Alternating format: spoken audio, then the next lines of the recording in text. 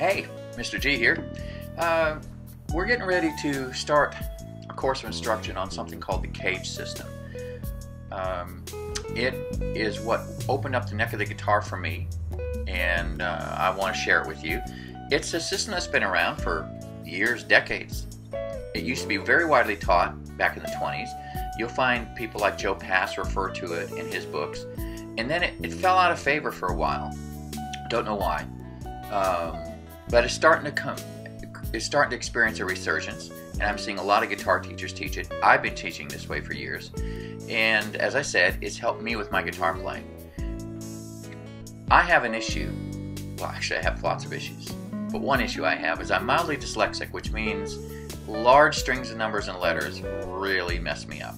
I'm drawn to shapes. Now, I've conquered dyslexia. I mean, I'm an avid reader. I can read. There's no issues there anymore. But my predilection towards shapes has continued, and each one of these 5 forms in the CAGED system forms a shape to me. I see this pattern on my fretboard, and I relate to it. So it relates to me, and I relate to it very well.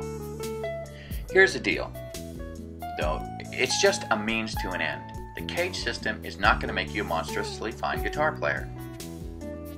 You're going to be a monstrously fine guitar player if you have the heart, the passion, and the work ethic to put into playing and practicing and becoming a great guitar player. All the head knowledge in the world won't do any good if you're not going to put your fingers to the fretboard and make it work for you. So, what we're going to do here is going to be a series of lessons. In this very first lesson, I'm going to introduce you to the chords themselves, the C, A, G, E, and D chords. And we will break them down into the basic units, the root, the third, the fifth. And I'm going to show you how to take a major chord, turn it into a minor chord.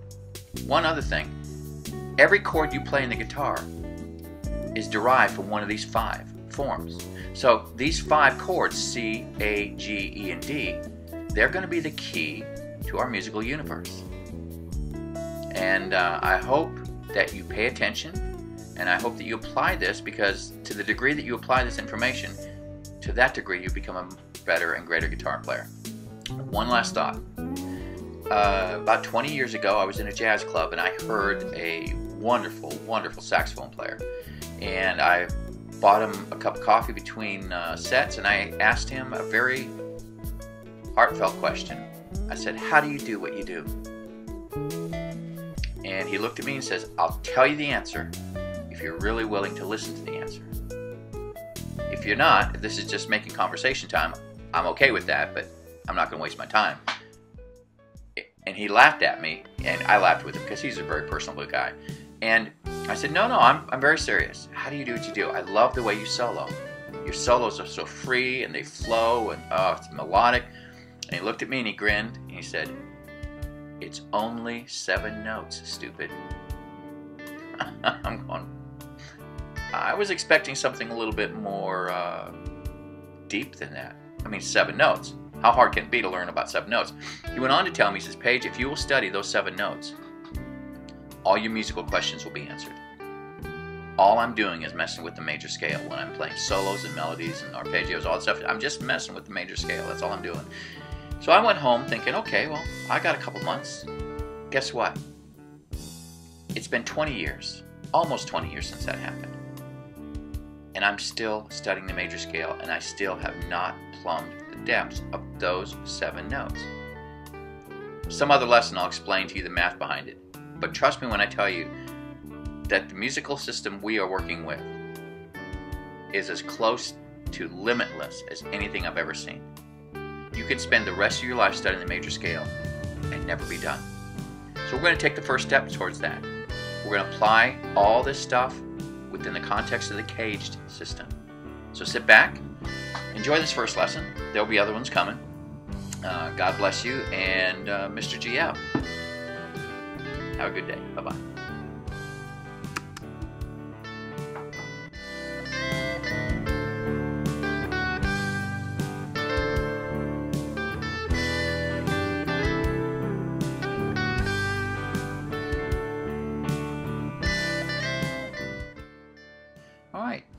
let's get right down to it.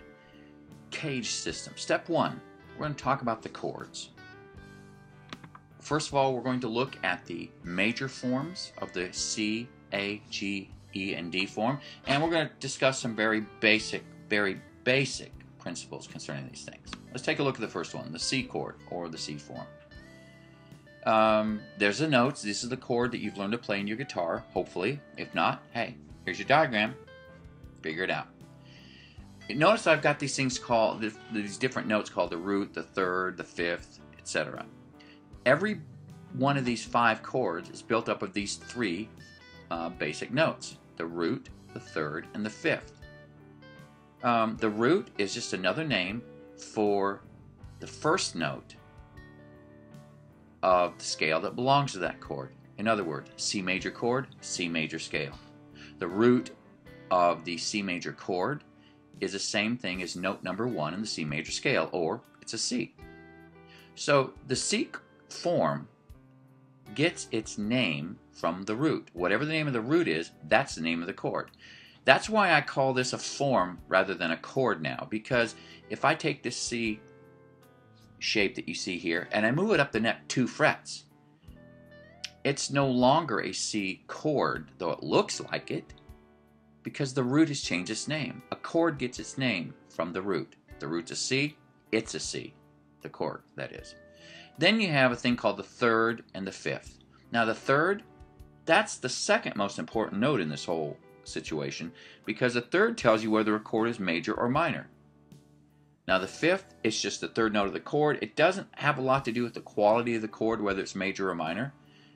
It just fills out the tone. It has an important spot, and we'll cover that down the road. But right now, just know that every one of these chords consists of 3 notes: the root, the third, and the fifth.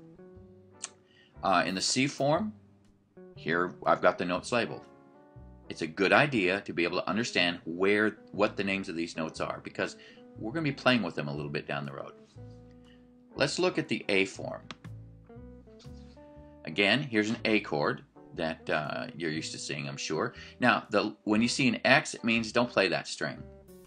When you see the light colored dots to the left, most of the time that means that's just an open string that you play. But here again, in this chord, the arrangement of root, thirds, and fifth are as you see it here. The root's on the A string. The fifth is 2nd fret D.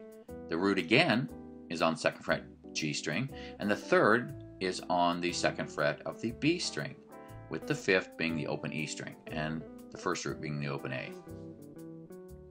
Here's G. As before, I've labeled all your notes. This is the G chord that almost everybody in the whole guitar universe knows. And here's the root, the third, the fifth, the root, the third, and then that top note, again on the skinny E string at the top, is also the root. Notice that on the guitar, the top note, string, and the bottom string are E. They're both E, just a couple octaves away from each other. So whatever the name of the note is on the fat E string, it's the same as the same note on the same fret on the skinny E string. This is a G chord right now because the root is a G. Were we to move this form up and down the neck, the shape stays the same, but the name of the chord will change because your root changes. Here's your E form. Root on the open E string, the fifth on the A string, the root on the D string again. The third is now on the G string, 1st fret, and then the fifth and the root again on the open strings on the B and the E string. And the D form. Don't play the fat E string in this bad boy. The A string is the fifth, the open D string is a root, then we see the 2nd fret G string is a fifth, and the root again on the B and on the 3rd fret, and then the third is now on the skinny E string, 2nd fret. Now, first principle of music theory. Actually, it's probably the second one since I already talked about the root, third, fifth thing. The note that changes the quality of a chord is the third. We've all seen major chord forms right now, with the third being where it is. Now we're going to take a look at these same forms, and we're going to change each one to its minor form. In order now to do that, to to change a major form to a minor form, you find the third of that form, wherever it is, and you move that note towards the nut 1 fret. For instance, here's your C minor form.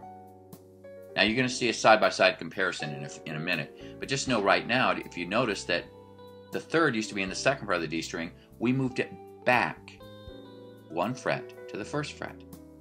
Now this turns this into a C minor chord. Now notice I put an X on the skinny E string because we don't want to play that skinny E string, which is an E, in a chord that has an E flat in it, which is what that minor third now is.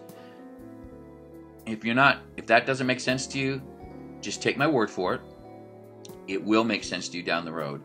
Or you can just go out and study your major minor scales in almost any music theory course. Anyway, here's what we did to the C form.